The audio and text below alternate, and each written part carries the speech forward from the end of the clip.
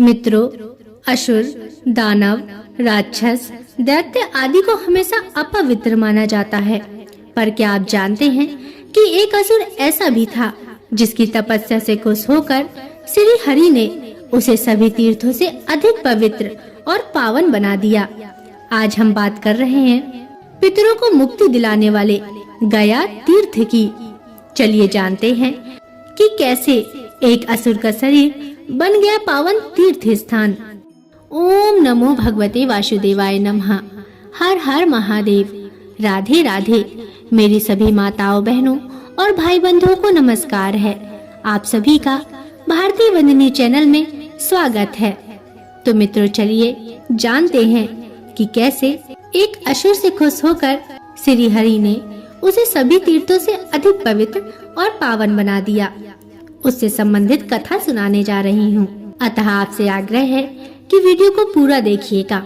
और यदि आप चैनल पर नए हैं या अभी तक आपने चैनल को सब्सक्राइब नहीं किया है तो कृपया करके चैनल को सब्सक्राइब अवश्य कर लीजिएगा और बगल में बनी हुई घंटी को जरूर दबा दीजिएगा, ताकि मैं आपके लिए ऐसी ही पवित्र कथा कहानियाँ लाती रहूं। तो चलिए कथा को शुरू करते हैं। मित्रों, एक समय की बात है। एक असुर था जिसका नाम गया था। गयासुर भगवान श्री हरि को प्रसन्न करने के लिए घोर तप करने लगता है। उसके तप के प्रभाव से सभी देवी देवता परेशान हो जाते हैं। वे सभी देवता भगवान विष्णु के पास जाते हैं और उनसे प्रार्थना करने लगते हैं कि वे गयासुर के तप के कारण हो रही समस्याओं का कोई समाधान निकालें। वे सभी दयनीय स्थिति दिखाते हुए श्री हरि से अपनी रक्षा करने के लिए कहते हैं। श्री हरि देवताओं को आश्वस्त करते हैं और कठोर तप कर रहे गयासुर के सामने प्रकट हो जाते हैं। अपने सामने अपने आराध्य को देखकर गयासुर भाव विभोर हो जाता है। भगवान उसकी तपस्या से प्रसन्न होकर उसे वरदान मांगने को कहते हैं। इस पर असुर उनसे कहता है, भगवान, आप मुझे ऐसा वरदान दें कि मैं सभी तीर्थों से भी अधिक पवित्र हो जाऊं। भगवान गयासुर को तथास्तु कहकर मनोवांछित वर दे देते हैं, जिससे देवताओं की परेशानियां समाप्त हो जाएं। लेकिन यह क्या, गयासुर को प्राप्त इस वरदान के कारण पृथ्वी सूनी होने लगी। जो भी व्यक्ति उस असुर का दर्शन करता वह मोक्ष प्राप्त कर भगवान के समीप पहुंच जाता। ऐसे में सभी देवता आदि ब्रह्मा जी के साथ श्री हरि के पास जाते हैं और उनसे कहते हैं कि गयासुर को प्राप्त वरदान के कारण सारी पृथ्वी सूनी हो रही है। इस पर विष्णु जी ब्रह्मा जी से कहते हैं वे सभी देवताओं को लेकर गयासुर के पास जाएं और उससे एक यज्ञ करने के लिए पवित्र भूमि मांग लें। ब्रह्मा जी विष्णु जी से आज्ञा लेकर गयासुर के पास जाते हैं और उससे यज्ञ भूमि बनाने के लिए उसके पावन शरीर की मांग करते हैं। गयासुर खुशी खुशी अपने शरीर को यज्ञ भूमि के लिए दान को तैयार हो जाता है। ब्रह्मा जी उसके मस्तक पर यज्ञ आरंभ करते हैं।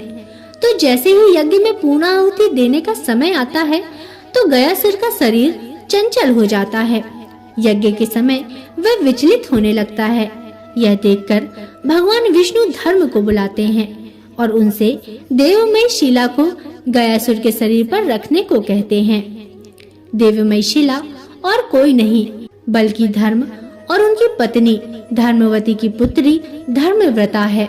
धर्मव्रता का विवाह ऋषि मरीचि से हुआ था।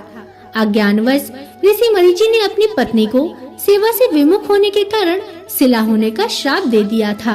परंतु कठोर तपस्या कर धर्मव्रता ने श्री हरि से कहकर इस शाप को भी वरदान में बदल दिया।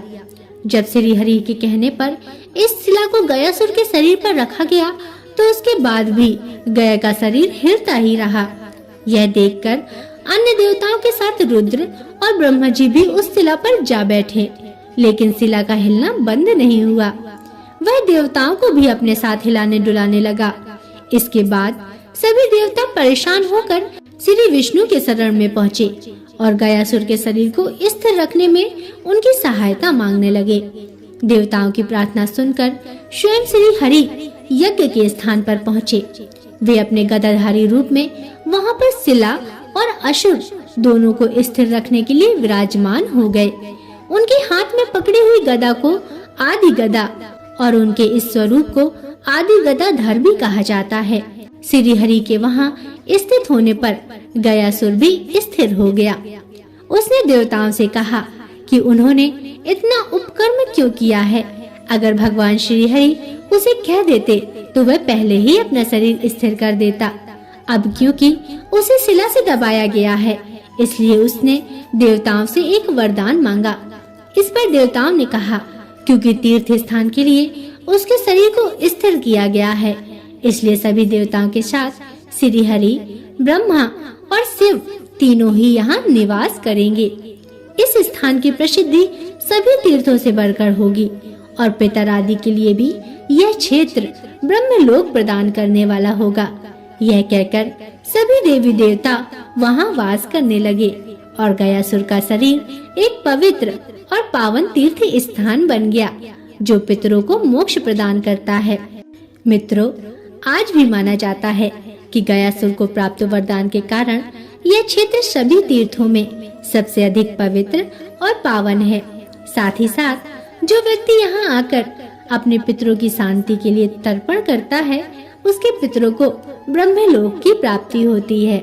हे विष्णु भगवान, जैसी कृपा आपने गया पर करी, वैसी सब पर करना, सबका उद्धार करना।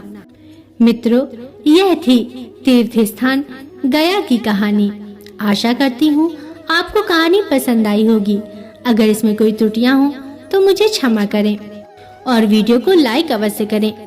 और आपसे पुनः निवेदन है कि चैनल को सब्सक्राइब करके घंटी को जरूर दबा लें और कमेंट में हमें बताएं कि आपको कहानी कैसी लगी, और कमेंट में लिखना ना भूलें। हर हर महादेव, जय श्री हरि, राधे राधे। अब अगले वीडियो तक के लिए नमस्कार।